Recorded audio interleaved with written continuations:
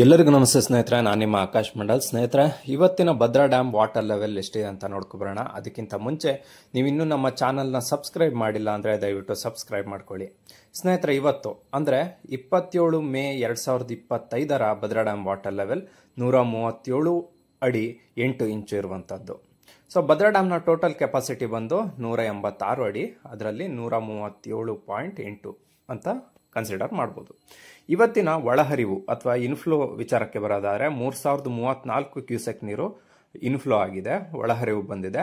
ಹೊರಹರಿವಿನ ವಿಚಾರಕ್ಕೆ ಬರೋದಾದರೆ 500 ಕ್ಯೂಸೆಕ್ ನೀರನ್ನು ಹೊರಹರಿವು ಹಾಕಲಾಗ್ತಾ ಇದೆ. ಸೊ ಇನ್ನು ರೈಟ್ ಬ್ಯಾಂಕ್ ಚಾನಲ್ಗೆ ಯಾವುದೇ ನೀರನ್ನು ಹಾಕಲಾಗ್ತಿಲ್ಲ, ಲೆಫ್ಟ್ ಬ್ಯಾಂಕ್ ಚಾನಲ್ಗೆ ಮಾತ್ರ 80 ಕ್ಯೂಸೆಕ್ ನೀರನ್ನು ಕಳಿಸಲಾಗ್ತಾ ಇದೆ. ರಿವರ್ಸ್ ಲೂಸ್ ಬಂದು 300 ಕ್ಯೂಸೆಕ್ ಇದೆ ಹಾಗೂ ಎವಾಪ್ರೇಷನ್ 120 ಕ್ಯೂಸೆಕ್.